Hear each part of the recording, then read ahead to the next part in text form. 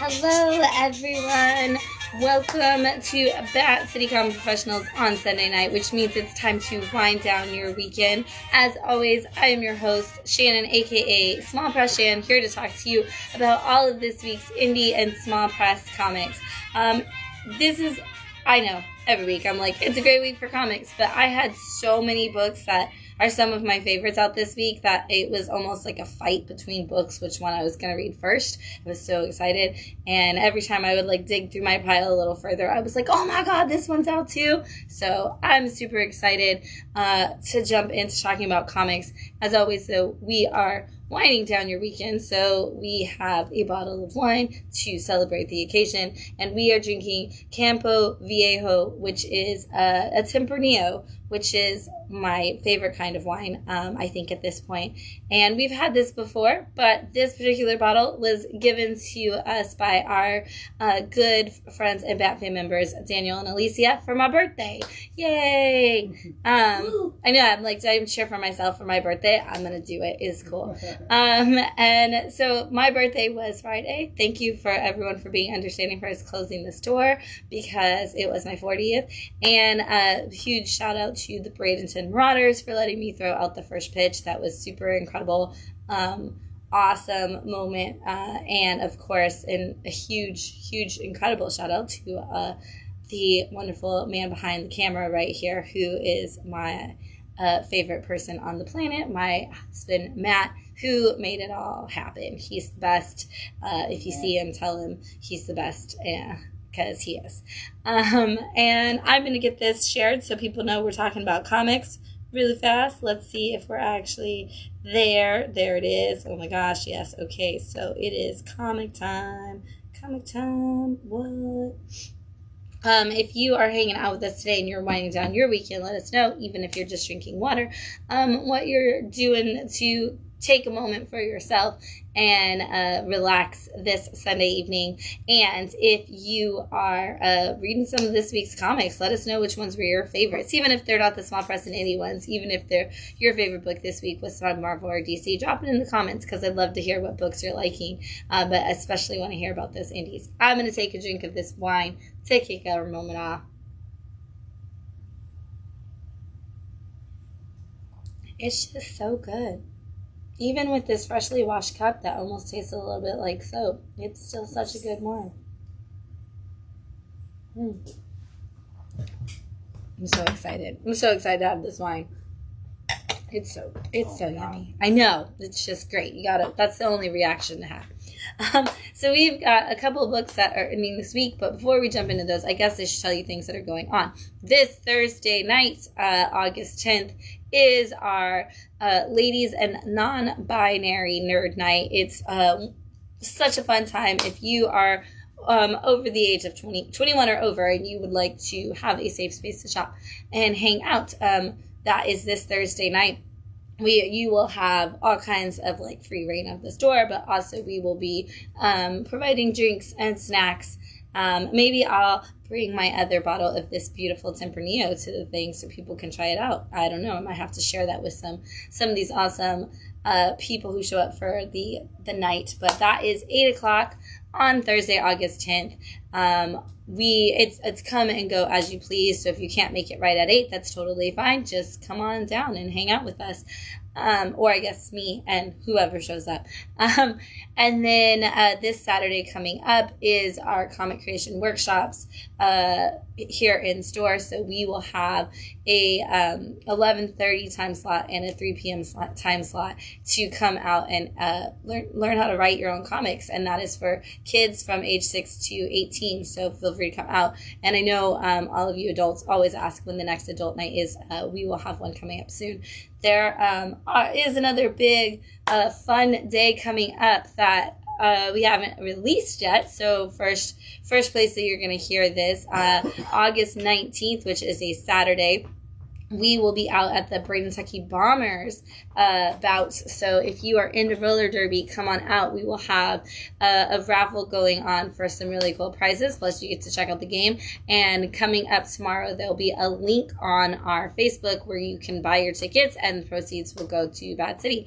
But come out and support the Bradenton Bombers, because who doesn't want to go and see an awesome roller derby night? I'm pretty sure that I'm gonna have to pull out like a roller derby Harley Quinn, like from like the movie or something, and be excited about it.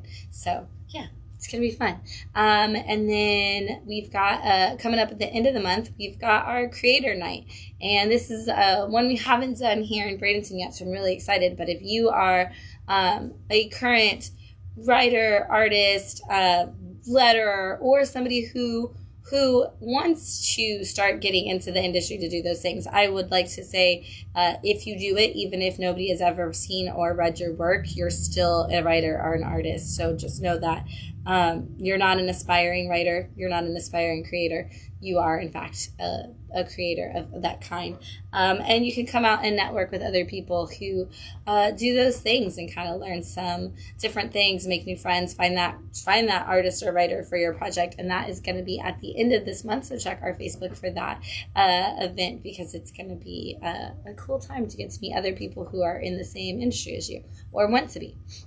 All right, so lots of things going on. People always ask where to find them. They're on our Facebook events page. You can check them out there. And we try to share them as often as possible to our other places. But we've got a lot of comics, so I'm going to jump in. We're going to start with endings again this week, because that was so much fun doing it that way last time. So we're going to kick it off with Happy Hill, issue 5 from Comix Tribe.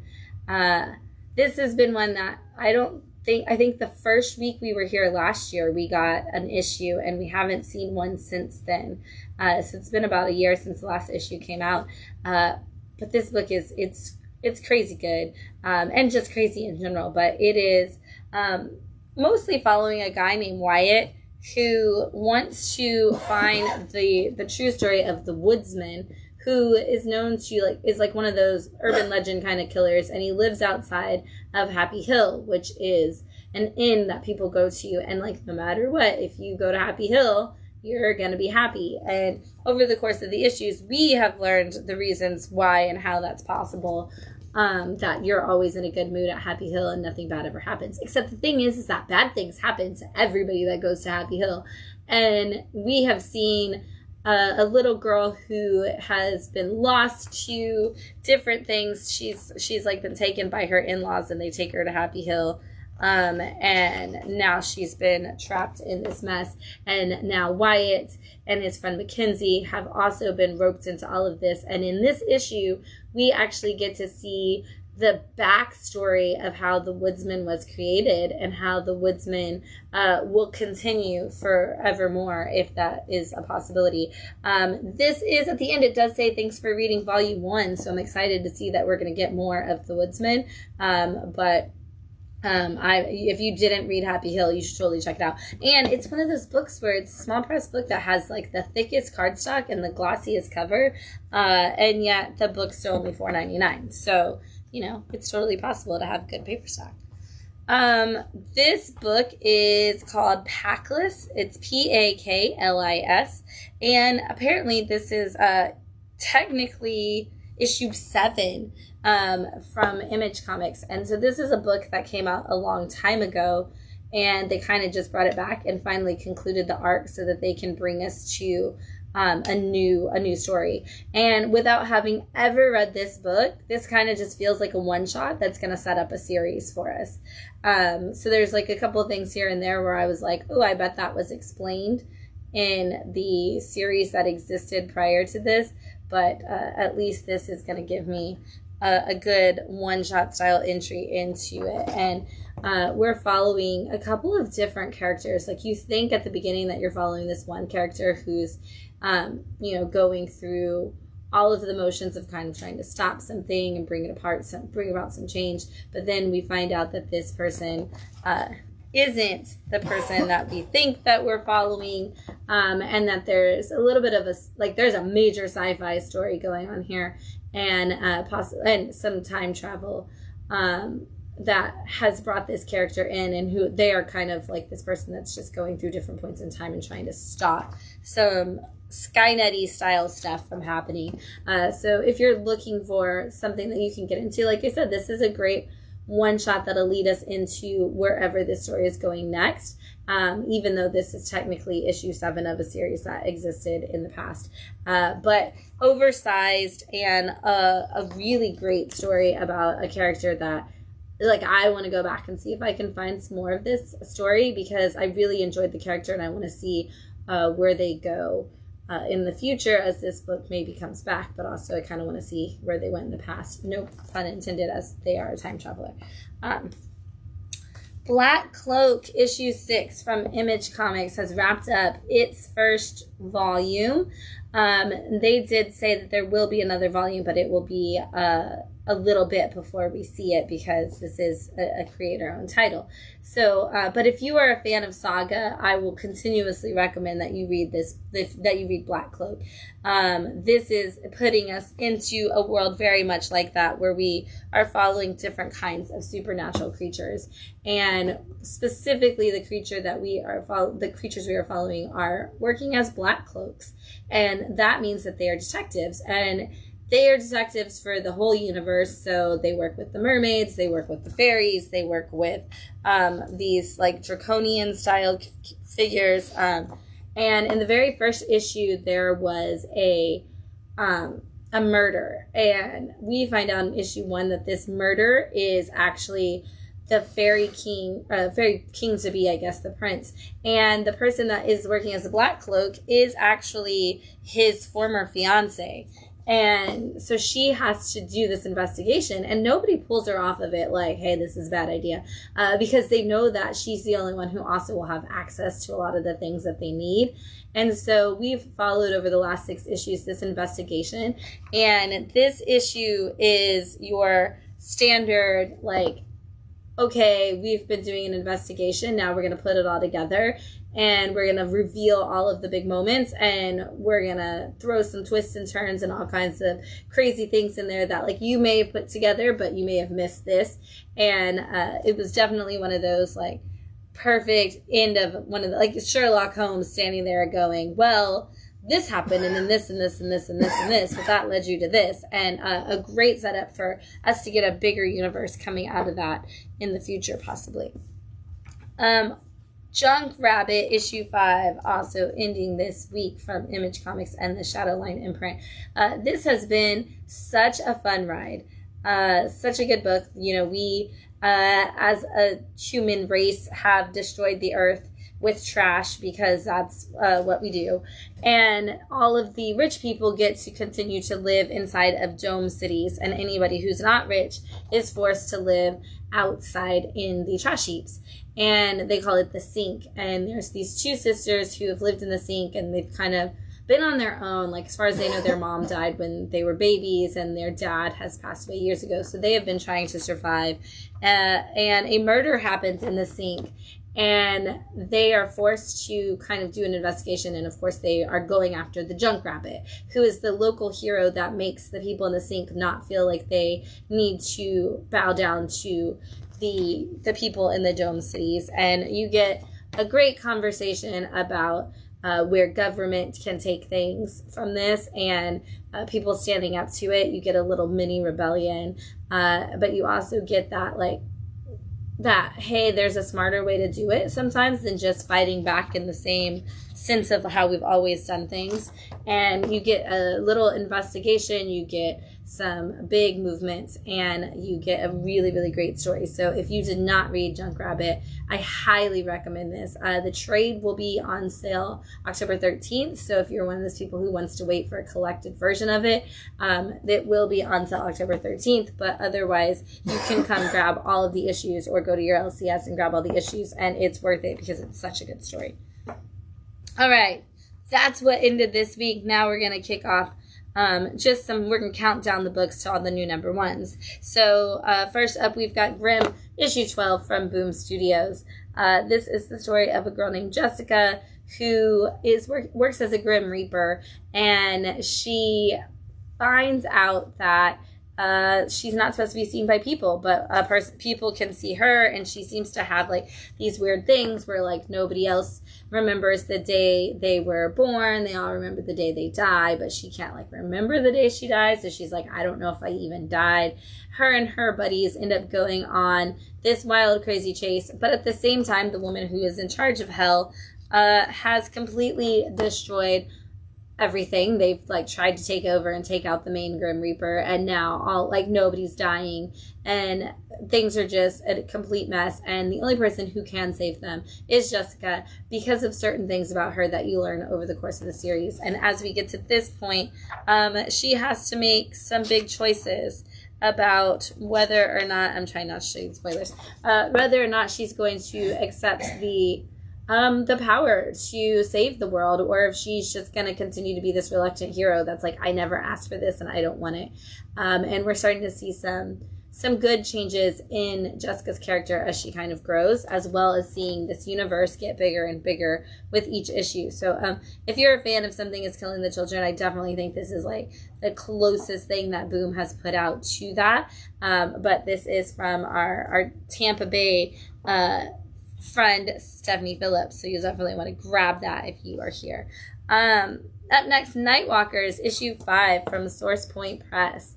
This is this is a vampire story, but it is the story of following a girl named Saren who she was put into like a rehab facility, and her and all of the other patients are left by themselves one night. Like they're locked into the facility and all of the people who work there leave, and they awaken to find out that there's some creatures in the woods that are trying to attack them, and they end up getting attacked by like 30 Days of Night, like I Am Legend kind of vampires.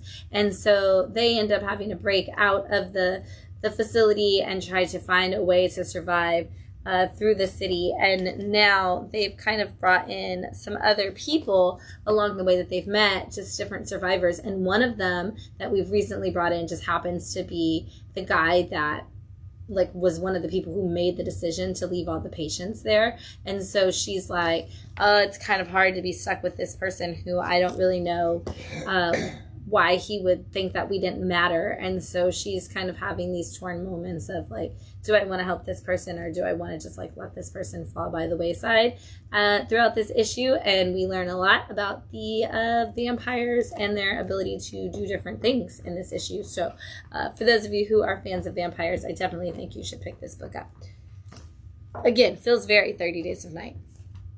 That's a number 5. Number 5, trying to stay with those first. We've got Hunt, Kill, Repeat, number 5 from Madcave.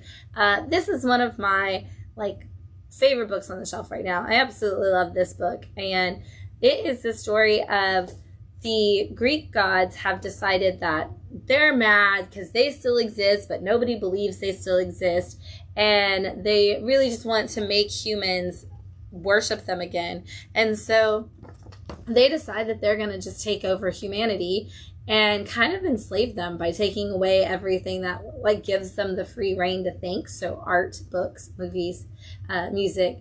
And one of the gods, while she is doing her rounds, ends up falling in love with a human. And that god, that goddess is Artemis. And Artemis has always been known for, I'm trying to not show spoilers, Artemis has always been known as the hunter and a chase hunter. So the fact that she chooses to fall in love with a mortal and get married is already a problem in and of itself, just because of who she's supposed to be, but also now she's with this mortal. And so in the very first issue, Zeus sends his other children to bring Artemis in and destroy the baby that she's pregnant with and her husband, and leave her just kind of wounded and left for dead kind of situation, so that she has nothing left that she can go to but turn back to them. And she wakes up at issue 1 and is like, no, I'm not going to do that. I'm mad at you for destroying my family and everything I love. So I have one option, and that is to hunt, kill, and repeat all of the Greek gods. And so she is single-handedly taking out the pantheon right now in this book. But we've got some twist, because Zeus always has something up his sleeve. And in this issue specifically, we see that the one person that Artemis has that she feels like she can go back to get the power that she needs is her best friend, who happened to be Medusa. And of course, the story of Medusa, you know, she was turned into the monster that she is, and so Artemis and her have to come to some understandings.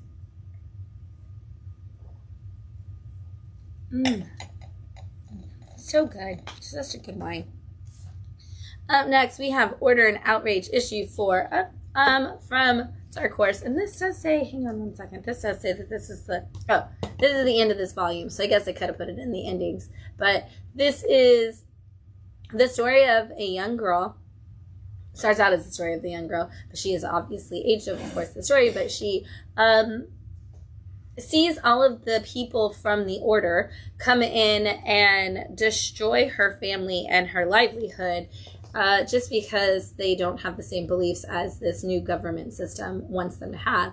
And so she's taken into the woods to kind of hide, and she ends up getting raised by this woman in the woods who teaches her basically that you need to have some level of outrage to fight against the people, the government that is ruling over her world, but you need to be able to control it. And so she convinces her to work from the inside out. And she gets a job with the government, and she's kind of working in there. And it's after she takes them down in some big ways that she kind of opens up to her own new power. And I don't want to show you what that it looks like, but we see it in issue 3, but it's just so cool.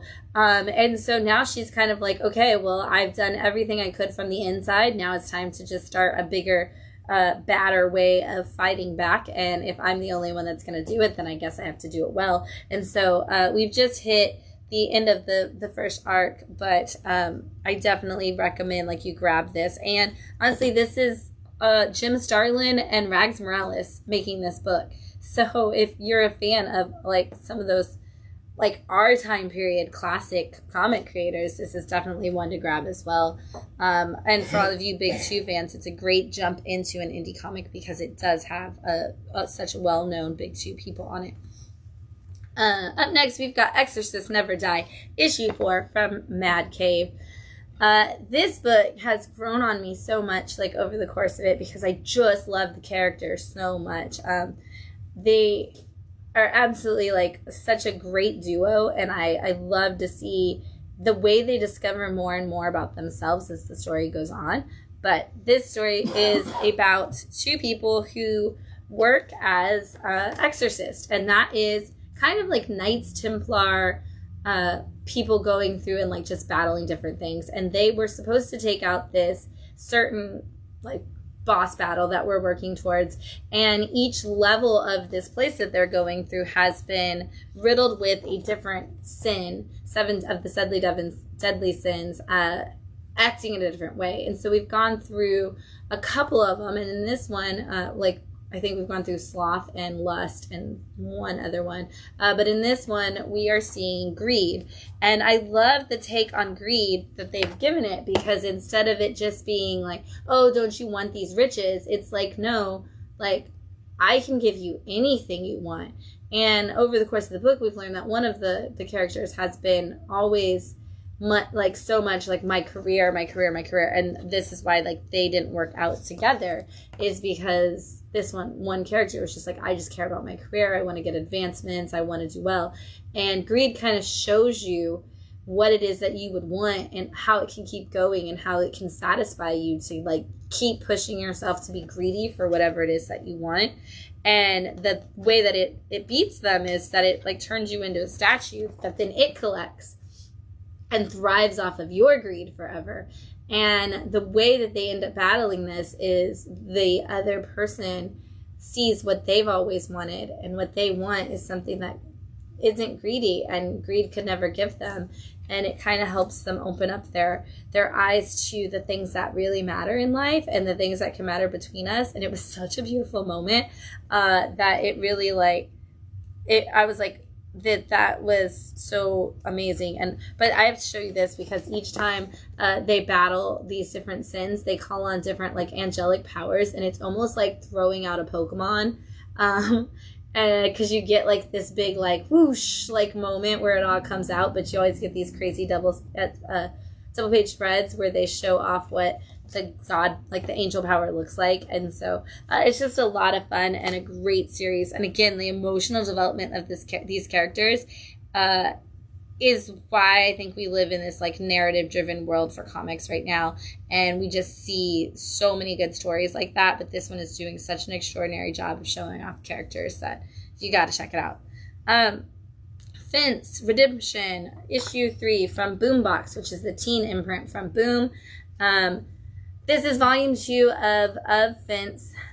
We have trades of volume 1 in, which is the other trade I knew I needed to bring today for this thing and totally forgot. But we have volume 1 if you want to read it. But if you didn't ever read volume 1, this is one of those books that you can jump in on now. And if you are a fan of anime like Yuri on Ice, you just need to add Fence to your pull list immediately. This is the story of a high school group of fencers who, you know, they're all a part of this academy and they go there and they're like the world's best fencers. But we kind of follow the ragtag team that goes to one of the academies that's not known for their victories. And in this volume, we've seen them at like one of those training matches where everybody comes like an exposition. You all kind of battle against each other, little tournament rounds, and we see some of the drama between the people on our team versus the people on the other teams. And we've got a new character, an up and coming fencer. I guess he's not really necessarily a new character, but up and coming fencer who's determined to climb the ranks this time. And in this issue, he is taking down as many people as he can to try to prove that he can do that. But one of the things I love is that the captain of the team has always struggled with giving up his own time to help other people. And so his numbers are starting to fade and slip away. And so they're like, hey, you have to learn to say no. And I love that he's having to learn that being a good leader doesn't mean you always give yourself completely. Like sometimes you also have to, you know, take that moment for yourself, whether it's mental health wise or training wise for what you need to be doing, because being a good leader also means knowing your own boundaries. And I love that conversation happens. Franklin and Ghost, issue 3 from Source Point Press. This is done by Garrett Gunn, who does, my God, what's the name of the book? The dog book that I can't think of the name of. Oh my God. Good Boy. There you go. I was like, it's like the easiest dog name. What is it? Yes, it's done by Garrett Gunn, who does Good Boy, which is, you know, John Wick in reverse, where the dog is going after the killer of its owner. And so Garrett loves to give us action movies with animals, honestly. And this is another one. These are 2 aliens who are named Franklin and Ghost, and they land on Earth, and one of them decides he wants to be a walking, talking fox. So we get a very much crass Rocket Raccoon kind of character. And then the other one lands in a cemetery, so the only thing he can bond with is a skull.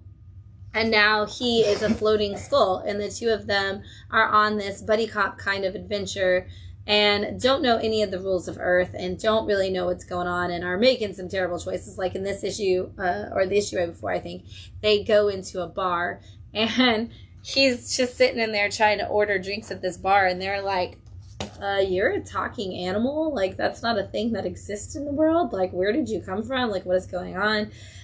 So I love that they're, like, you get the humor of, like, there's just talking animals and talking skulls. Like, why is this happening?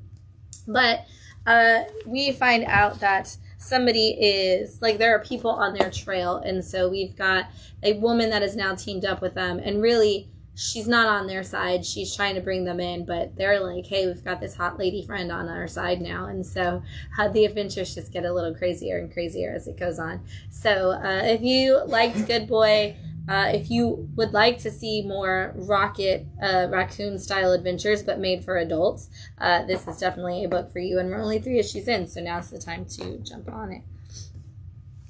And then Ben Mortara and the Thieves of the Golden Table, issue 3 from Source Point Press. There is 1 issue left to go in this series, And I wish there was like 6 more. But if you are a fan of Indiana Jones, this is a must-need book for you, especially like right now as it is an Indiana Jones summer. But this follows Ben Mortara, who is exactly Indiana Jones. He's an archaeologist. He goes out and gets those adventures. Like, he's a professor. He goes out. He gets the things, artifacts and things like that. And in this issue, or in this particular series, I guess I should start there, we have been searching for the golden table. And specifically, it starts with just the leg of the golden table, which has this whole, like, this is King Solomon's table. If this table is used, it can feed the world, essentially. It can do all kinds of magical things. And so Ben has teamed up with a person from his past, as well as a man who says he knows all of the ways to find this stuff, and he needs Ben's help. And so they have been on this adventure, and so far they remain constantly a step behind the bad guys who have been collecting all of this and attacking them anytime they get close. And so we've only got one more issue to see if Ben can pull it off, and I hope that, you know, he finds this table and we get the happy ending that I expect from an Indiana Jones book. But I'm still waiting for an extra secret double cross from somebody at some point, because I just feel like you've got this big team that somebody's got to double cross us. So good. Sins of the Salton Sea, issue 3 from AWA.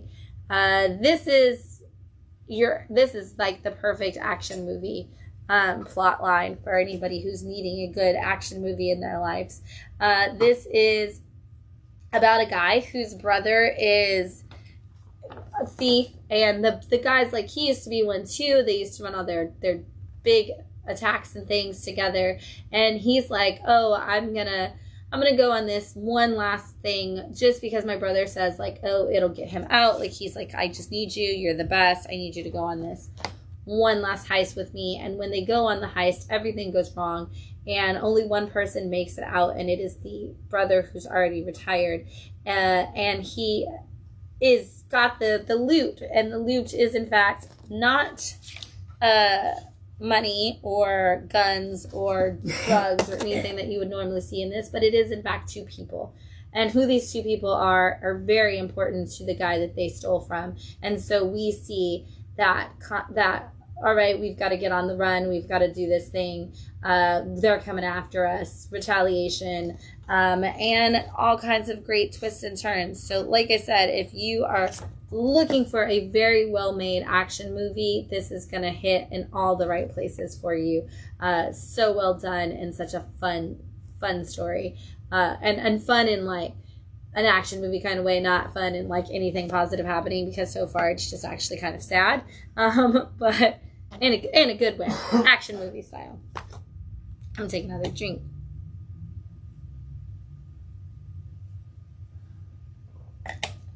That's just so good. What is? Huh? What is? The wine. This one. The Campo Viejo. Sorry, I didn't know if it was still in the shot. Campo Viejo Tempranillo. It's delicious. Yum. If you guys have never had a Tempranillo, they're the pepperier red wine.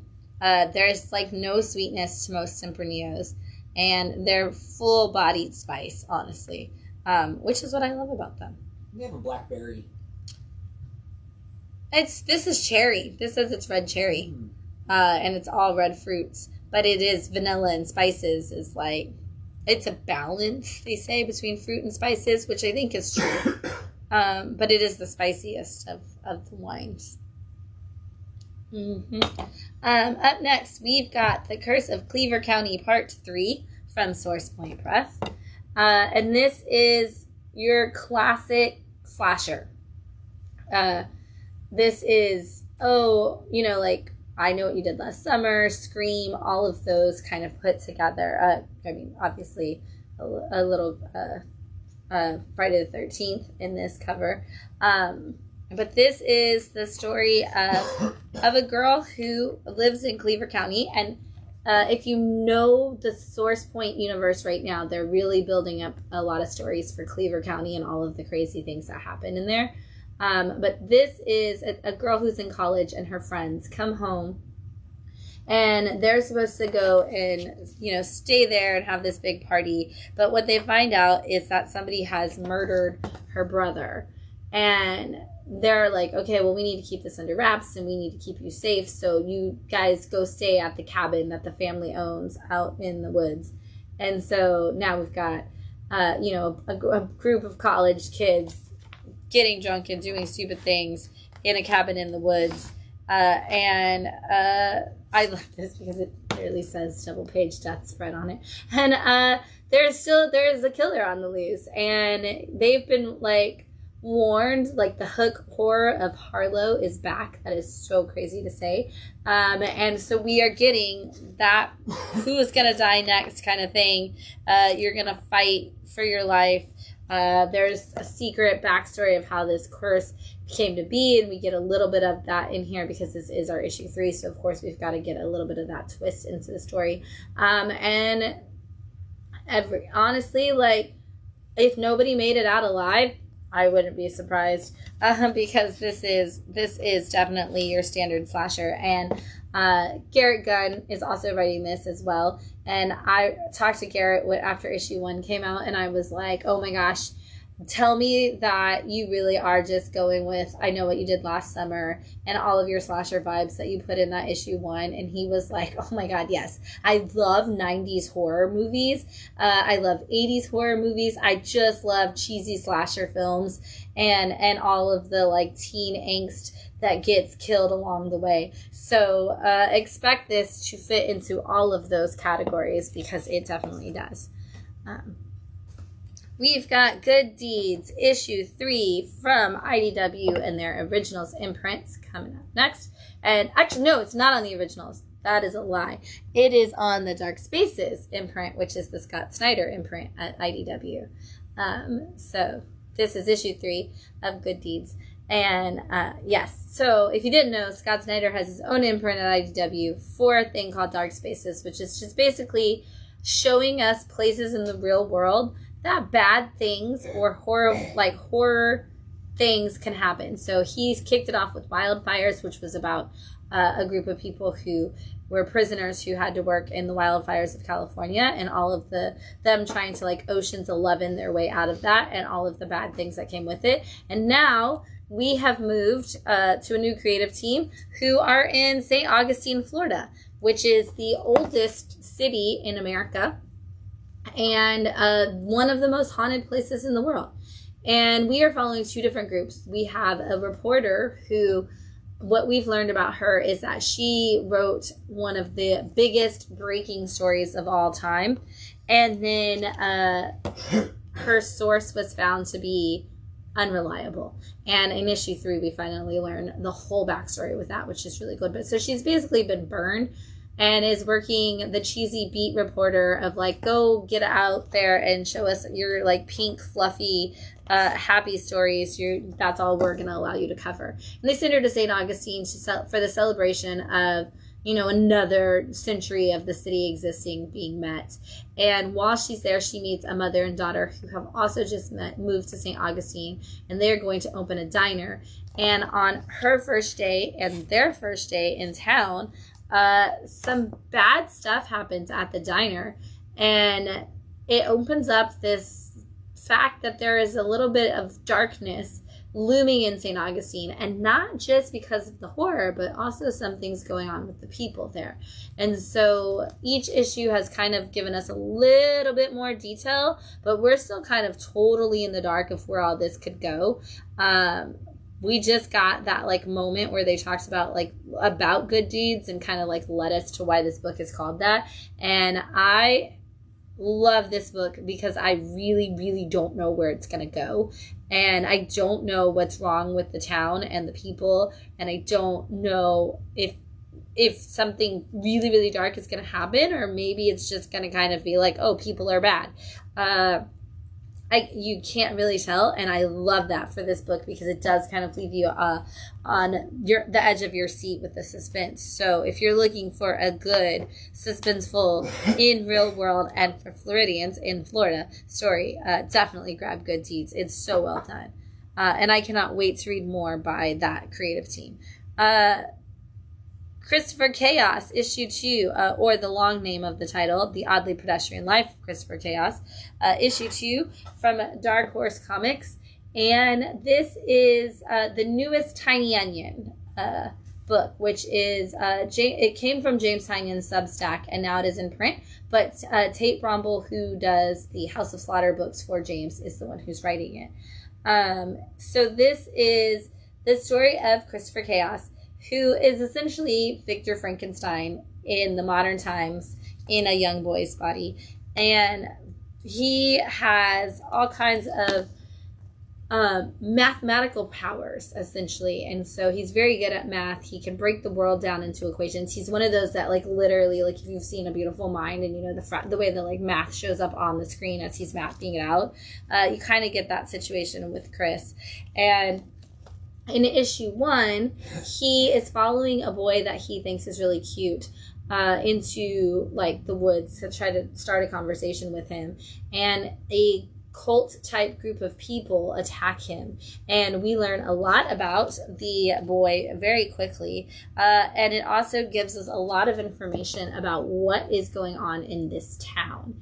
And some bad things happen, and issue 2 opens up with Chris kind of trying to deal with those things, and also other people in the town trying to deal with them. And so we meet another character in the town who goes by Dracula Boy. That is his self-proclaimed superhero title that he's given himself, because he does in fact have vampiric powers. Because if you're going to have Victor Frankenstein, you're going to need the rest of your Universal monsters. And so for those of you who are fans of Universal monsters and would like to have like a college age, high school age kind of story for some teen boys dealing with some dark entities, this is going to be a great story for you. And we get to see some really cool modernizations of those characters. And I really like Christopher Chaos, the character.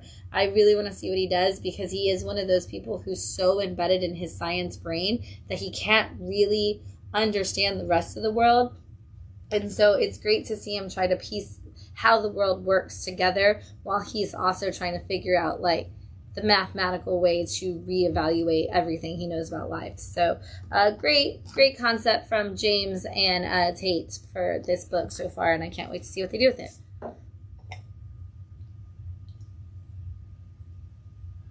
We have a ton of number ones. That's all the books that are like past number 1. Most of this week was number 1s, which is a cool, exciting way to talk about comics, because I love new series. I know everybody's like, there's so many books right now, like there's so many new number 1s, I don't know where to go, and there's so many. And that's why I'm here for you, because I love new number 1s and I love new series kicking off, and I am happy to read all of them and tell you why you should too, and help you find the one that's right for you.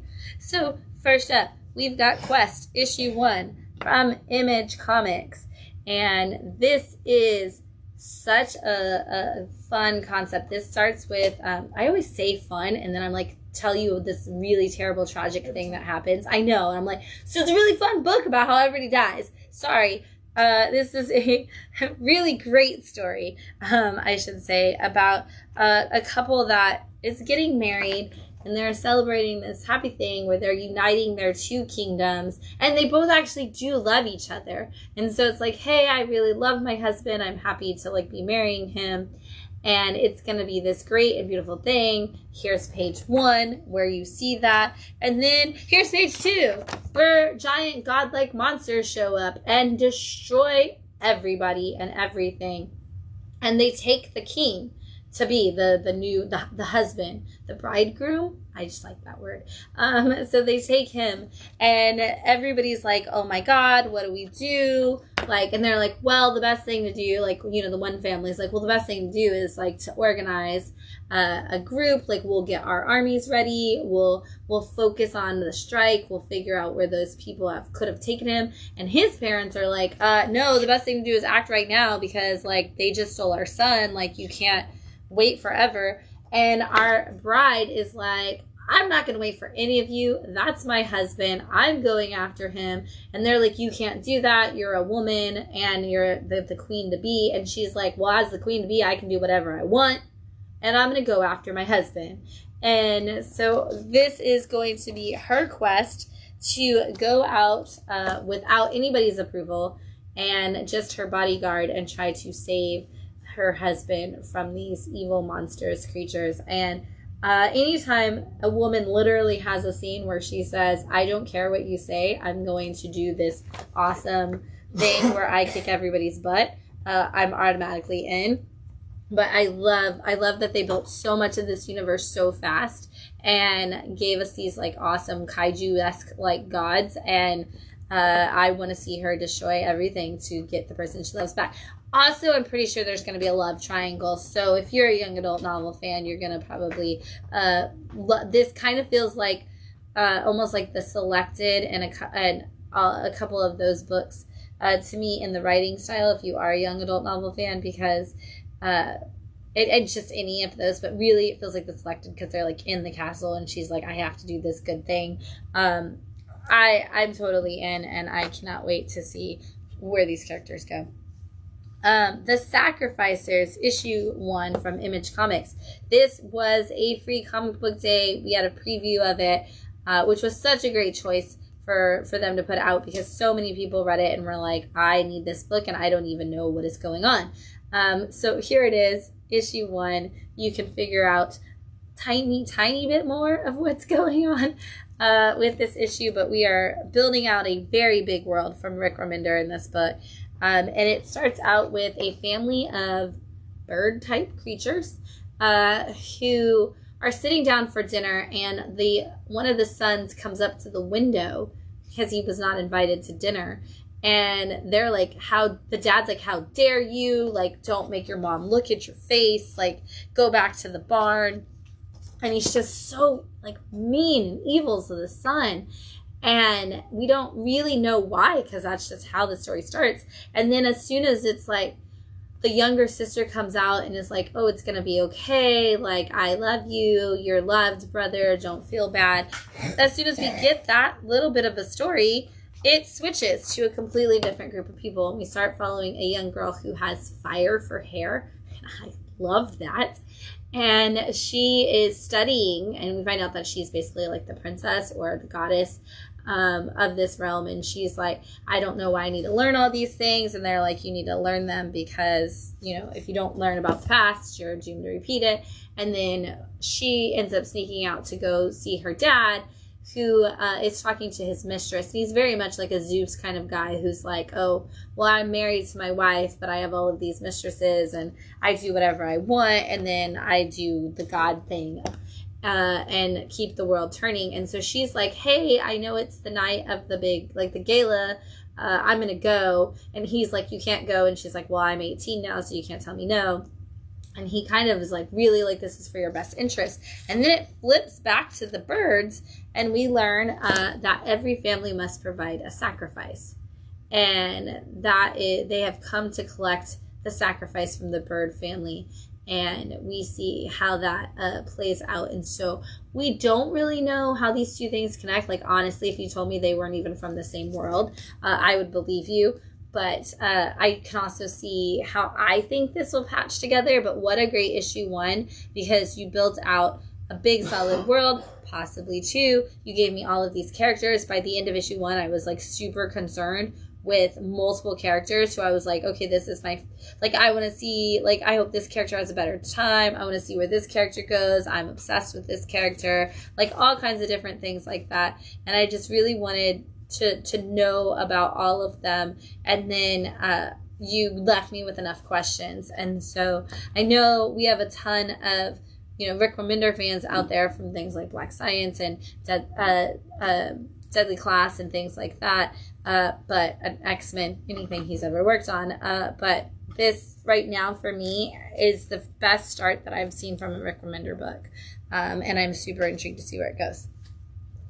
Up next, we have Cover of Darkness, Femme Fatales from Source Point Press. This is a one-shot.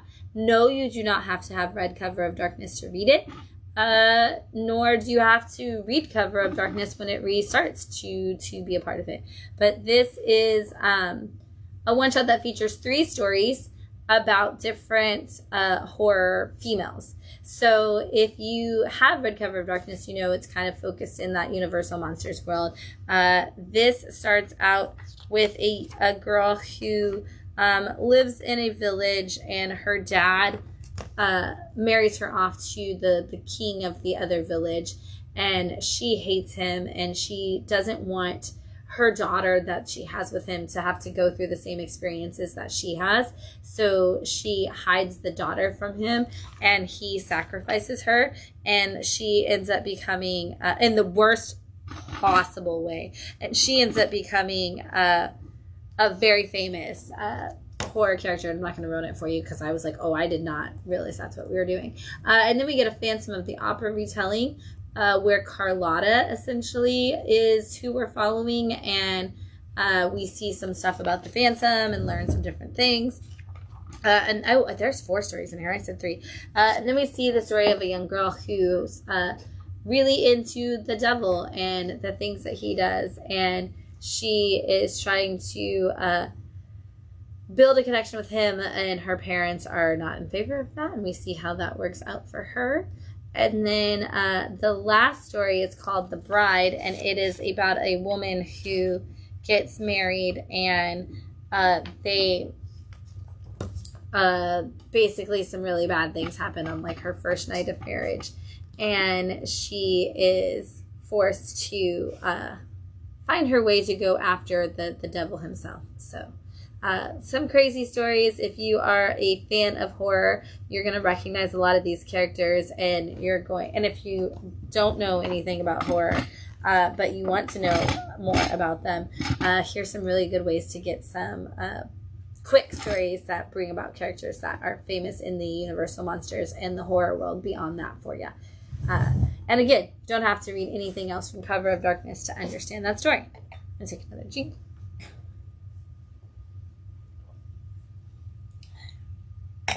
This thing. There's a cute cat on the other side of the table, and she's adorable. And she knocked into our tripod. Yes, so if you saw the camera shake for a minute, it's because the cat thought the tripod was for her and not for the show. And that's why it's crooked now. And is it crooked now? Aw. She did her best. She just wanted to be a part of the show. This is Blaze Your Dead Homie. It's a one-shot from Source Point Press. And this is connected this connects to the Twisted universe. So Twisted the band, comics, exist. This kind of connects to that at the end a little bit. But this is done by, the art on this is done by Austin McKinley, who is also a local. So shout out to Austin, because I know he's been really excited about this book, and the art on it is really cool. So glad to finally be able to show this off, because we've known this one was coming. But this is it follows Blaze, who is like at the very beginning, him and one of his buddies, they rob a place, and then they find out that there's like no money in it. He's like, you got to go to like the richer neighborhoods if you're gonna rob people. So he goes to another neighborhood, ends up robbing some people. They come after him, and they take him out. And he wakes up, a zombie comes back from the dead, gets in there and is like, hey, well, now that I'm dead, I'm going to go after all these people that came after me. But then he's also like, or I could also just like help make the community a better place. And so he kind of starts cleaning up the streets just a little bit and bringing it all back. So, and of course, like I said, he's got to go get his revenge too. He's got to go after the people that came after him. But it's hilarious. It's a lot of jokes, a lot of the humor you would expect from Blaze and the Twisted Guys and all that. So if you are just looking to laugh, this is a great book to pick up, and it's a one shot. It's $4.99. You get the whole story, and you just get to have fun. And then if you want more, there are Twisted comics that came out, so you can jump from this into that and keep going in that world if you do want to keep finding some great humor with those guys. Immortal Ascension. This is from Alien Books, and this is kind of issue. It's Fair Square, I guess. It's Alien Books is a part of Fair Square, but Fair Square is what you would probably order it from if you were looking to order. But it's almost it's square bound, and it's literally like almost the size of a trade paperback. It's so thick. Yeah, this is issue 1, but we could almost call it volume 1 in that. But this is I love it. It calls it the epic tale of redemption and combat, and they even have like the the Street Fighter kind of like verses on the back. But this is the story of Rose, who they call Rad Rose, and she is one of the people that they take a bunch of people and make them train and fight for the gods. And Rose is the best at it, and it's like, oh, if you're really good, we'll turn you into a god. And so then they turn Rose into the god. And she takes them all out because she's like, well, you all are all terrible and I hate you. And so she takes them all out, and now she is in hiding because gods don't stay dead. And so she's in hiding teaching kids at like a karate school that she started. And as she is kind of in hiding, trying to deal with it, the gods come back through this crazy way. And they are going to start they're coming after her, and one of her students and her end up in a battle with some of the gods. And he's like, whoa, you never said you were a superhero. And she's like, well, it turns out I'm not a superhero. I'm actually a god. And he's like, what? Man, you've been hiding all the good stuff from us. And we get a little bit more of her backstory towards the end.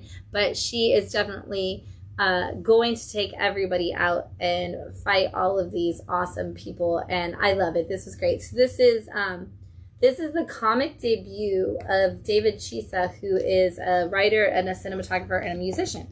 And I love that this is like, you went this big with your first book. Like, you gave us this like square bound and such a cool concept, and I just can't wait to see more of Rose, and the fact again that it's like Rad Rose and it's all 80s looking, which is perfect. Love it. Project Rice, issue 1 from Madcave. This is, and it's German, so it's Riese, just so you know. Is it Reese? Is it Reese or Rice? I don't know. I don't speak German. Your name's Leibensberger. You tell me. So this is the story of a group of people who here are the kind of people who go in and look for artifacts and like almost like grave robbers or tomb robbers kind of people. But they hear about a group of people who were transporting something for the Nazis, and they were paid in gold, and when they got their gold funding back, they saw the gold train, the rumored gold train, and they decide that they have figured out where they can find that, and so they are going to break into this old German castle kind of situation, and they are going to try to find this gold train and all of this money, and in the process, they end up coming across somebody who is still completely loyal to the Third Reich, and they are trying to and they are like, hey, I'm going to help you find what you're looking for, but not for you, for me. And there's a whole thing that you are going to have to invest, like go underground and find. And they're like, well, why would we help you? And they're like, because now you have to, because I've caught you and you have to do what I say.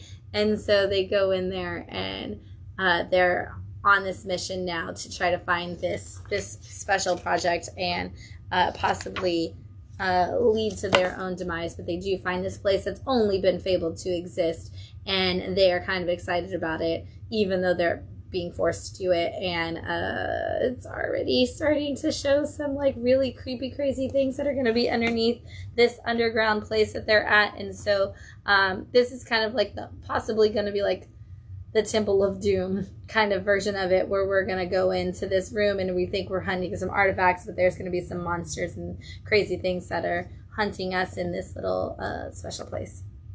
So check that out. Again, I think it's Indiana Jones summer. We're just getting all these adventure books of people who are like, I'm going on this quest, and then bad things happen.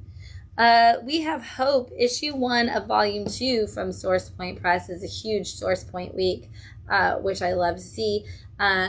We do have volume 1 of Hope in stock if you've never read it, and it is the story of a woman who is what they call an ultra, which is basically this universe's version of superheroes.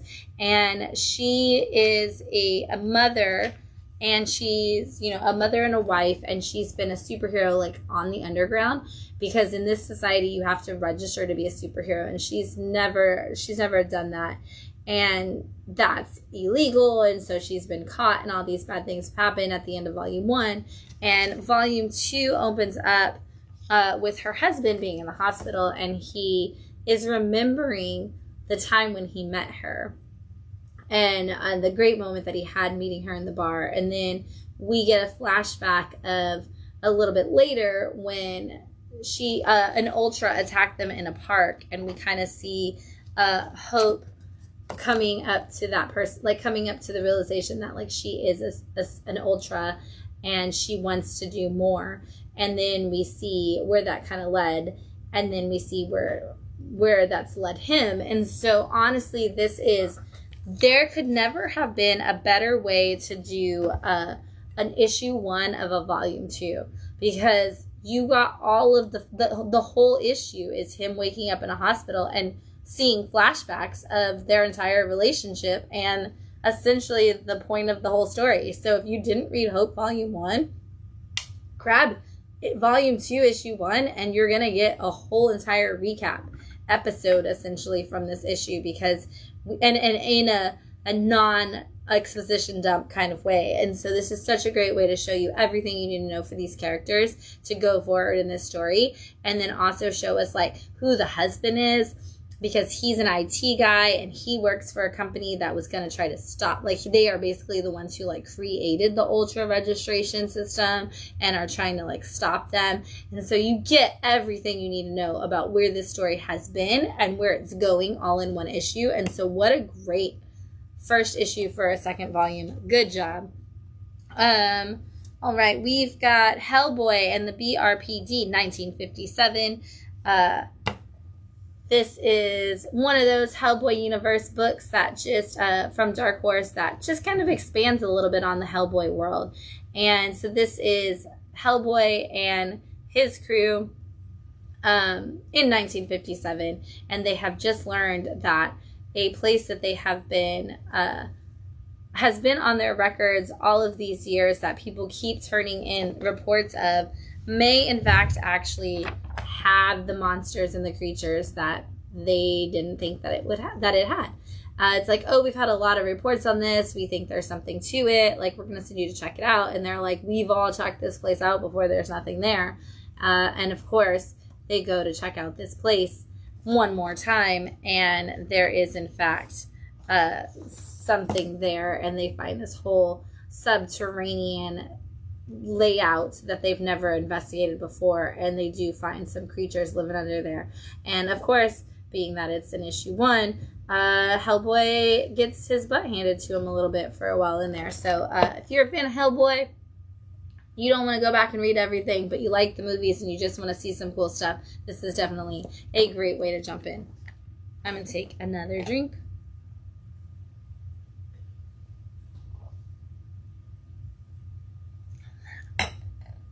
All right, we've got Dracula, The Return. This is The Cult of the White Worm, issue 1. It's from Scratch Comics, which we're starting to hear a lot about recently.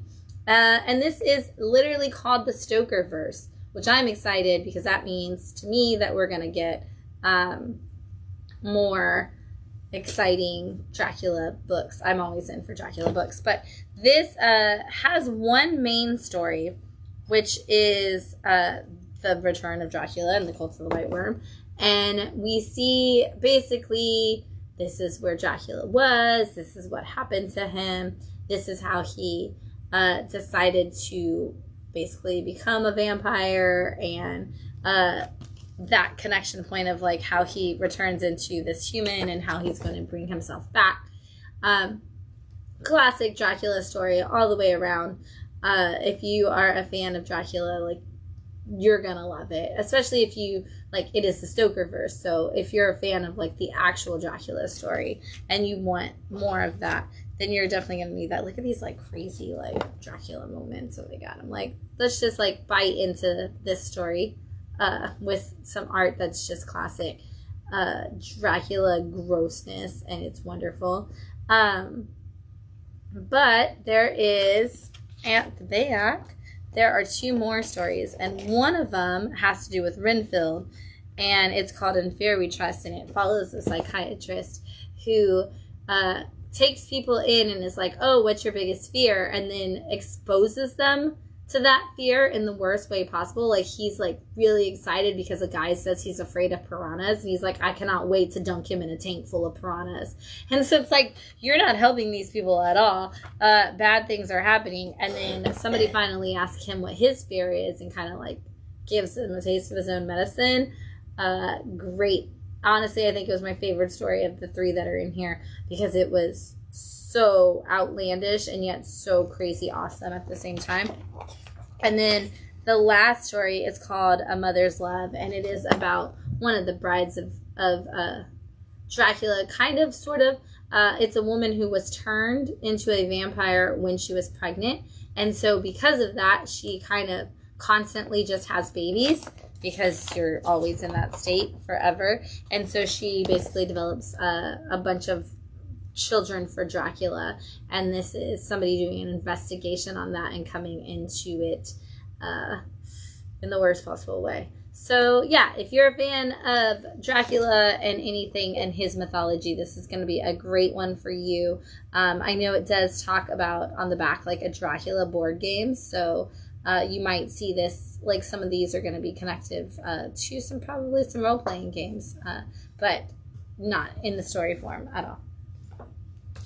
Okay, up next, we have the return of Conan. So if you didn't know, Marvel lost the rights to Conan, which is why we had those Savage Avengers stories that came out all last year, because they wanted to do like one last thing with Conan. And now the rights to Conan have officially moved to Titan Comix. And so this is the first launch of Conan with Titan Comix. And before I even tell you about the story, I'm going to show you this first beautiful art germ cover, but then I have to show you an even better cover, but it didn't have a title on it, so I knew you wouldn't see it. But look at this wraparound map. I told you guys, if you put a map in your book, I'm automatically going to love your book. But they took that a step higher and made a wraparound cover that was a map. And like, kudos to you, Titan, because this is the first time I've ever wanted to crack a spine on a book and like flatten it out and make it like frame it. And I don't even really, I'm not a huge Conan fan, but I was just like, this map is so cool. And because of the way it's done as this wraparound cover, it kind of does look like I mean, you can see it on the screen. It looks like it's an old map that you roll out. But I'm going to use this one instead to talk about the book. So, we are really returning to Conan in the truest sense in this book. This is sword and sorcery at its highest. We are, like, they call him the Chimerian, like, and he opens up and they give us a, hey, if you don't know who Conan is, kind of narration over it, to kind of just give us a little bit of information about Conan. And then they're also like, here's where he's been. And it almost kind of feels like they're like, this is where he last was before he was with Marvel. But they're like, hey, here's all the battles he's fought. Here's all the things he's done. And he's sitting in a bar and he's kind of like reliving these moments.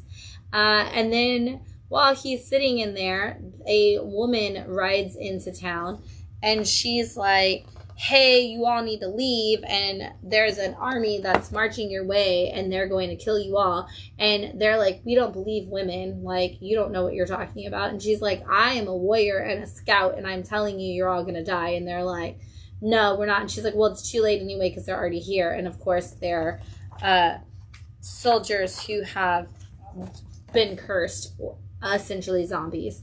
And so Conan and this woman have to basically fight because everybody else in the town isn't actually a warrior. And it sets up that this whole group is after they're after the whole world. They're going to take him out. And it's like, oh, well, we have to go back and we have to set up this. And she's like, all we can do at this point is just warn other people. And he's like, that's not who I am. I'm a fighter, and I'm going to fight, and I'm going to go after these people my way. And she's like, whatever, dude, like, I'm here to help. Like, let's take them out however we can. And so we've set up a really big story and a great partnership between these two. So if you're a fan of Conan, this is your book. I had so many people this week who picked this up.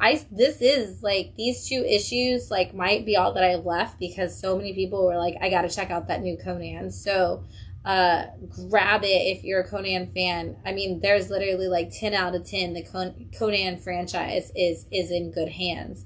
Kind of, I literally, out of the like 6 reviews on the back of this book, 3 of them literally start with 10 out of 10.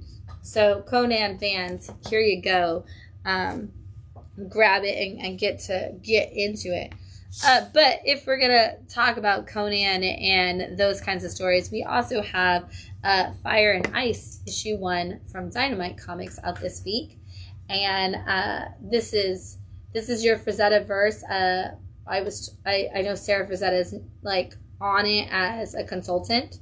So this is actually like, it even says in the book, like with assistance, or how did they word it? With special thanks to Sarah Frazetta, and I know she has like final say, and that's the granddaughter of Frank Frazetta. And so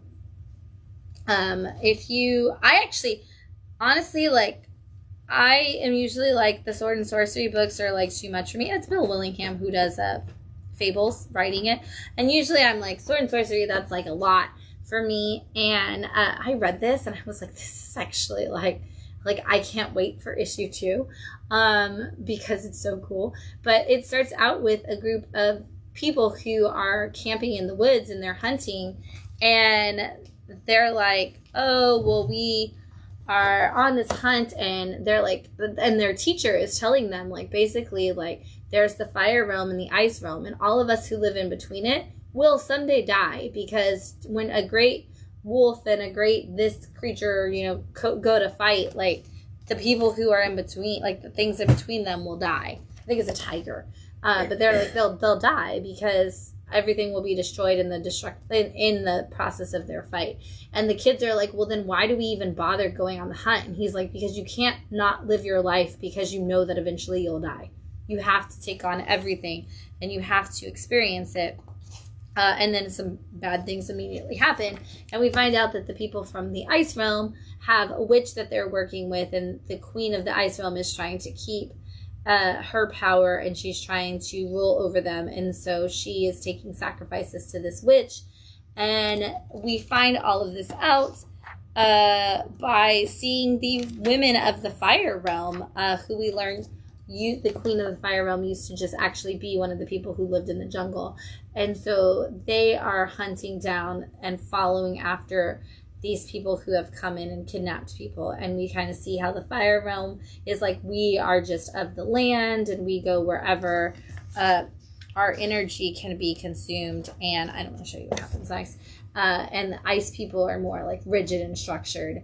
And there is this massive battle that is to come between them all. But great character development immediately. And a lot of really cool women warriors who I want to see just completely like rule the world because they're so cool. And I love them already. So Fire and Ice, free Frazetta fans. The Frazetta-verse has mostly been at Opus Comics recently. So the fact that we're kind of switching over to Dynamite, just know that like Frazetta-verse is continuing. It's just over there. That doesn't go. And that's it for number ones. Now we're to picks of the week. Okay, I was like, why are we suddenly at the back end of a book series? All right, I'm gonna take a drink while we talk about this. And again, shout out to Daniel and Alicia for bringing the Campo Viejo Tempranillo to us because, again, it's one of mine and Matt's favorites. Tempranillos in general, but especially this is one of those, like, literally Matt and I were at a restaurant and we ordered wine. And then we looked over on their wall and their, like, wall design had this in there. And we were like, whoa, that wasn't on the menu. How do we get that out of the, like, wall design and drink it? So we love it that much. All right, picks of the week. As always, Love Everlasting, issue 10 from Image Comics and Tom King. And every time I'm like, I know where this story is going, Tom King is like, no, you don't. So just sit down and enjoy the show. And I do. I enjoy it so incredibly much. If you have not started Love Everlasting, do yourself a favor. Grab the first trade paperback. Jump into the story. And get ready because I think this is going to lead us into our second trade paperback. And this is the story of Joan, who is a young woman who is just trying to find the love of her life. And in the first volume, every time Joan falls in love, she is then immediately killed by some random cowboy who shows up. And we got a little teaser of how that's happening at the end of volume 1. And then in volume 2, she fell in love with a guy. And she was like, oh, here we go. Like, or she gets married to a guy. I'm sorry, is how I should say it. She gets married to a guy who she thinks she kind of might possibly love, but isn't really sure that she's in love with him because she's like, I'm over this trying to fall in love thing. I'm just getting married because that's what, now I just want to be married and have a family and live my life. And it's not about love anymore. It's just about checking off that box. And because of that, in all of volume 2, she doesn't actually die. She never wakes up in another romance novel kind of situation. She just lives out her life. But the thing is that the time period never changes. So every day is still part of 1963. But she lives an entire life. And so in this issue, she is now at the point where she's been put into a nursing home because she's coming to the end of her life. And she's still living it. And she's like, I don't really know why I'm here. And in the nursing home, she develops a friendship with a guy, and she finally falls in love with him. And we see whether or not the cowboy is going to return for her, or if she is going to just actually experience love and get a chance to do that. And the fact that like Elsa Cartier's art looks so much like Darwin Cook's art is already reason enough to pick up this book. But honestly, Tom King writes the best relationship stories of anybody. Like, everything he writes is some kind of conversation about relationships, and this book takes that to a whole new level because we have so many different style of relationships. We go through every romance novel, and honestly, like, I love that Tom King, and I love that, like I said, that Elsa's art looks like Darwin's art, bless you, because it does have all of those romance comic story moments that, like, Jack Kirby did. And you get all of that, and it's such a good book. Every time it comes out, I put it in my place of the week. And getting to talk to Tom King about this book, this Eisner-nominated book, I should say, at the Eisner Awards, you know, I told him, I was like, I love that you just write these great relationship stories. And he was like, I just want the whole world to know that I love my wife. And I thought that was the best answer to why you could write romance comics in the whole wide world. And so anyway, read this book. It's amazing. And I also hope that Tom King's wife isn't offended by how terrible this girl's romances go every time. Up next, we have Deep Dark issue 4 from Source Point Press. I told you it was a Source Point week, and I wasn't kidding. This is the story of a young girl, like in her 20s, and she finds out that there's this place called the Deep Dark, and it's in some forest in the middle of, like, some country she's never been to before, and she's told that, like, that's like the only clue she has to like her parents, because she's never met either one of them. And she goes in issue 1, she goes to this place and she starts like asking around, and everybody's like, I have no idea what that is. I have no idea what that is. And then she meets a guy in a bar and he's like, deep dark, I know what that is. I can take you there. And once again, I would like to preface this with women. If you meet a guy in a bar who tells you he knows of the random place that you've been looking for, do not go with that man to that place. It is a terrible idea. But she does it anyway. And she ends up getting attacked by a mysterious creature in the woods. And now she lives in a cage. So don't do it. Don't go to a place. But she also learns a lot about these mythical creatures who rule over the deep dark and who have been basically like almost like werewolves and controlling like this forest and this town. And everybody is like, they're like historically speaking for hundreds of years has been dealing with this. And she has been bitten by one of those creatures, and he is at this point trying to keep her from changing into one forever. And it's like, hey, you cannot do all these things. And she's like, I don't trust you anymore. And she's like, why should I trust you? And he's like, I honestly was against you and I wasn't trying to help you, but now I really do want to help you. And we find out why in this issue, and whether or not she is going to become one of these creatures is some things we find along the way. But this book is awesome. I love it. I love the detail work that they put into all of that penciling. I love the story. And even though we get like some of the little trope moments along the way, it's still such a good story. And I want to see where that leads her as we get to closer to the end. And honestly, we have opened up so much at the end of that issue that you could be like, oh, there's a whole nother volume. And I'd be like, yeah, that checks out. A book that also, I know I said Love Everlasting was one that always makes it in the picks of the week. Another one that always does is Once Upon a Time at the End of the World. We are on issue 8 from Boom Studios. I love so many things about this. I love Jason Aaron's writing. I love Lila Del Duca's art on it. But honestly, the reason, much like Love Everlasting, that this book falls into, it's Boom, this book falls into the picks of the week every time is because Maisie and Masio love each other so much, or Mezzi and Masio love each other so much, I just can't help it. But this is the story of two kids who met in a post-apocalyptic world, and she was trained as a wasteland ranger, which was people who were trained to survive in this post-apocalyptic world on all of the desert plains and all the bad things that happen there.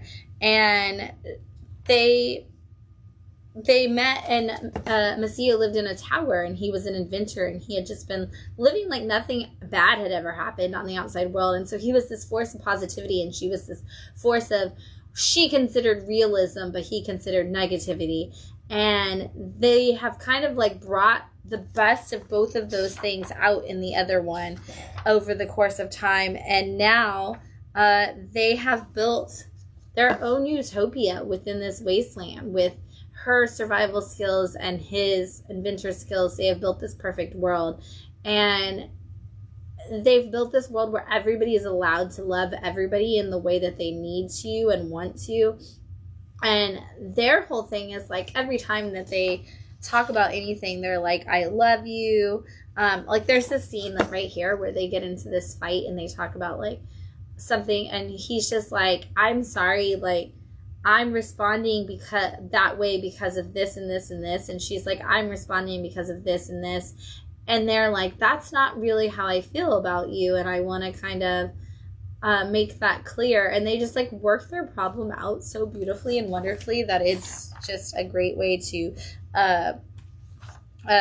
deal with that. But and talk about it. And I want to cry every time I read it because their love is so pure and beautiful, but also so open and wonderful at the same time. But all good things must come to an end, and this arc is called The Rise and Fall of Gaganuza, which is what they named their utopia. And so there has now suddenly been random attacks and different creatures and bad things happening, and the world is starting to kind of crumble underneath them, and Mezzi and Masio have to figure out how to stop it. And as we know from issue 1 of the whole series, we know that we're ultimately leading to this big moment, but the writing in this is so good that you forget that, like, issue 1 opened with, like, Masio being on, like, he's like captured and he's being tortured and he's like an old man, and we know that that's coming, but the writing is so good that you're like, I totally don't even remember any of those negative moments while I'm reading this, because I'm like, no, they figured it out and they've like changed the future and it's gonna be wonderful. And it's like, that wasn't a premonition, that was like actually where the story goes. So we've got that in the back of our minds at all time, but you completely forget about it because the story's so good. And honestly, again, I know I said earlier, like, sacrifice is just like the best thing I feel like Rick Remender's done, and I feel like even with all of the great things Jason Aaron has done, like, this for me is just like his masterclass in writing. All right, and then the last pick of the week is Murder by Mail issue 1 from Source Point Press, and this is honestly a pick of the week because if you've ever had a long conversation about comics with myself and Matt, you know that people playing with the medium is actually our favorite thing about comic books, because you can do anything you want in a comic. Why don't we do them? Like, what else can you do? How else can you use this medium in a weird way? And Josh from Source Point Press took that to a whole new level in this book. So this, I'm going to start you right here because it says stop here. So I feel like I need to stop here. This is not choose your own adventure, but do the work for the adventure. And on this page, he explains to you how you're going to do that. And so basically the way the story works is somebody has been murdered. A girl's parents have been murdered, and we open up to this massive letter. A girl's parents have been murdered, and now she has become the custodian of her brother, and she hires a private investigator, and you are the private investigator. This is like playing Clue. You're the private investigator. She submits a couple of different documents to you, and you get to review those documents and kind of put together whatever clues you think you're going to find. And then you go into the story, and basically you are, like, it even says me. Like, the character doesn't have a name. It's me. I did this. I'm interviewing somebody. It's me versus that person I'm interviewing. And so there are action pages. I'm going to skip to one of those. So anything that has a green action line on the top of it, this is the investigation. These are things so anything that doesn't have a bar on top of it is information that was given to you by somebody. Like, it's not something you hunted down, but this is information that you are supposed to actively engage in and look at. And so we have a still page spread for a map where we start to put the clues together. But they even tell you at the very beginning, they're like, hey, take out your notepad and take notes because you have to solve this mystery. And when you read a page that is non-barred, that means this information was freely given to you. When you read a page that has a green action line, that means you are continuing your investigation. So take some notes. Everything is crazy. And then you're going to get to red line pages. And the red line pages is where we're putting it all together. And so stop before you get to the red line pages is basically what they're telling you. Because when you get to those red line pages, they're going to do all the work and they're going to show you what the actual outcome of the investigation is. But the fun of the adventure is putting it all together before you get there. So, like, you sit there and you try to evaluate it as you read the story, and it's like, oh, I don't think that's right. Like, I read this transcript and that's not right. Oh, I had this interview with so-and-so, and like, that didn't line up with this and this and this from the other one. and you get to break it down. So it's kind of like playing a board game, except you don't have a game board and you play by yourself. So then you get to this point where it's like, stop here, go through all the clues that you wrote down, try to evaluate what you want, because when you turn the page, we're going to tell you what happened on the back. And there is a cool thing. You can actually send off to get like your own like private investigator badge and stuff for it. So it's a super cool concept. I love people who play with the medium. And I like Josh Warner's writing. He did the Winchester Mystery House series for Source Point. But what a cool way to take a chance and make a really awesome way to play along. And there's so many times where I'm like, oh, if you read this detective story, you're kind of like the detective because you don't know what's going on. But in this one, they took that up a notch and they were like, no, you are the detective.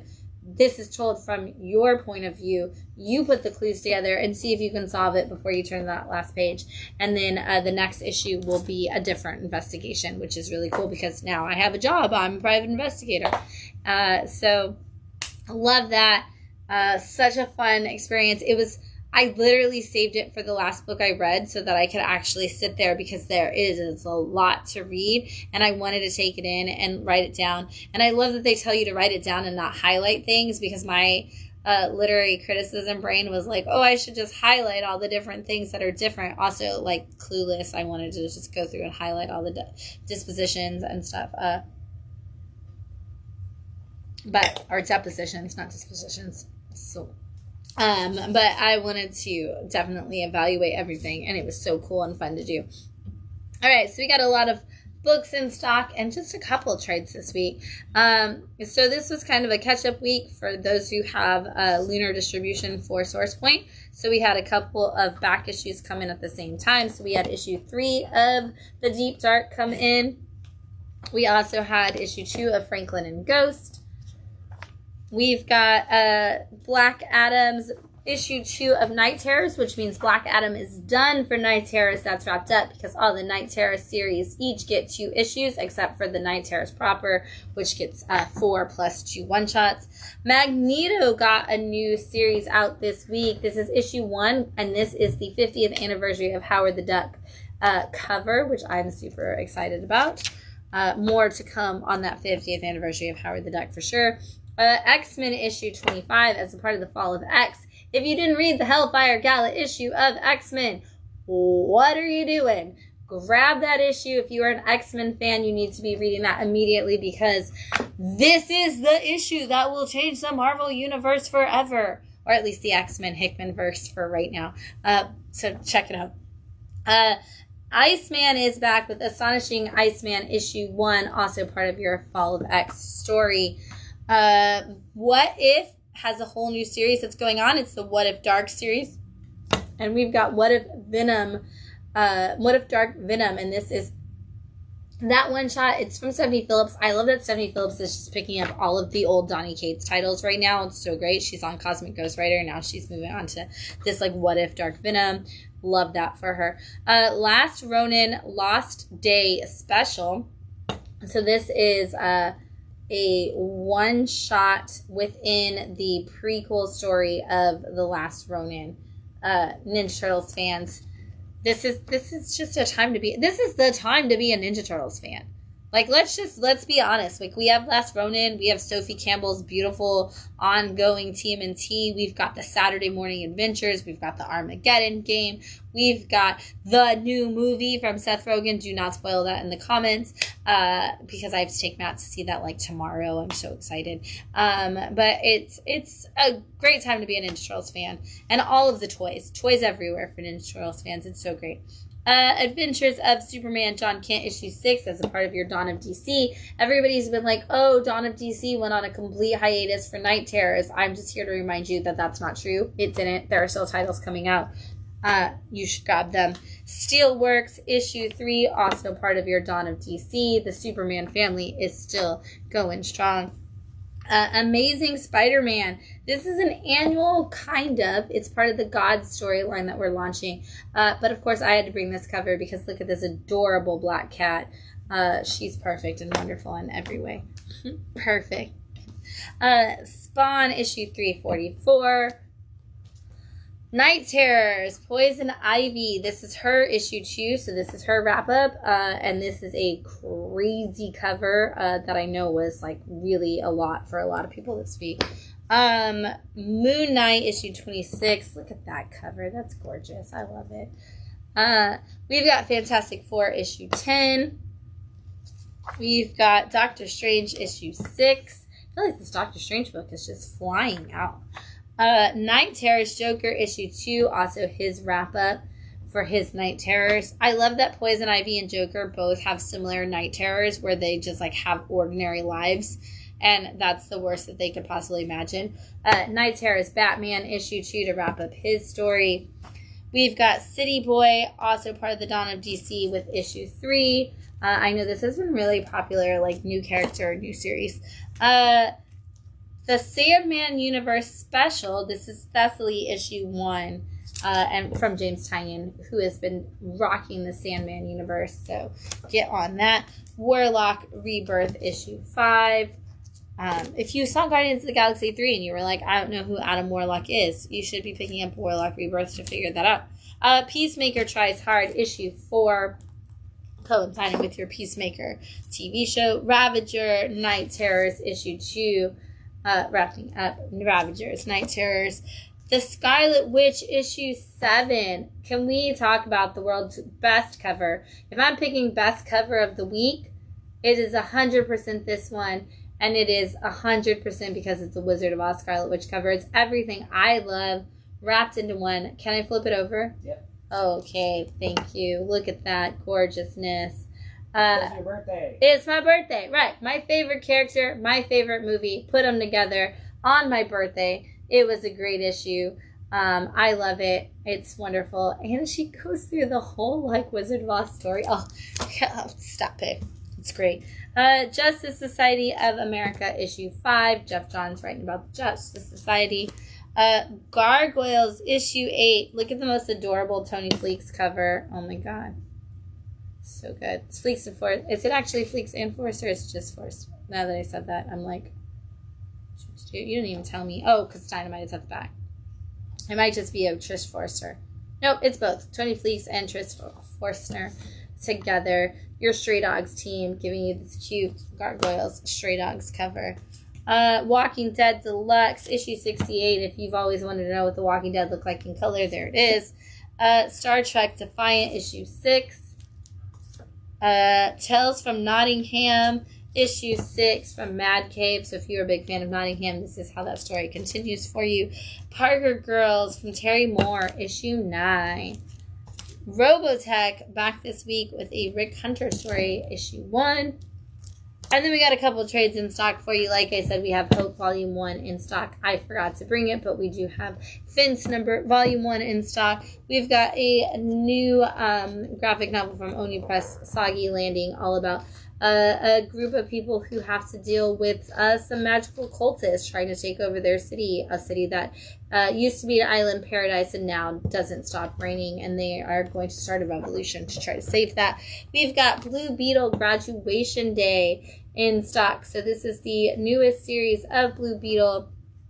I think this is the Spanish version. Yep. Yes, this is the Spanish version. I do have it in English as well. But if you are hoping to read about Blue Beetle before, this is his most recent series, and this is the whole thing. And I do have it in English and in Spanish. And the Sandman, Black Label remastering. This is volume 6. So if you've always wanted to read Neil Gaiman Sandman, or if you just watch the show and you're hoping to catch up, this is volume 6 of that. I love that they call him, when they give him his credits on the back, they always talk about Coraline. Every series always talks about Coraline, and I love that. That is a book that we focus on for Neil Gaiman because I just love Coraline. All right, that's all I got for you. That's it. That's all the books. Thanks for tuning in. It, like I said, was, as always, a great week for comics, because they all are. Because, guys, we read comic books. They're amazing. They're incredible. The whole, world of literature is in our hands, and with art and the perfect combination of everything you could ever need. They're all at our disposal. disposal, every genre in the best medium ever. So read comic books, read lots of them, buy them from your local comic shop, and support those small businesses who are helping bring them out, and support small press and indie creators who are bringing us just this entire new world of comics.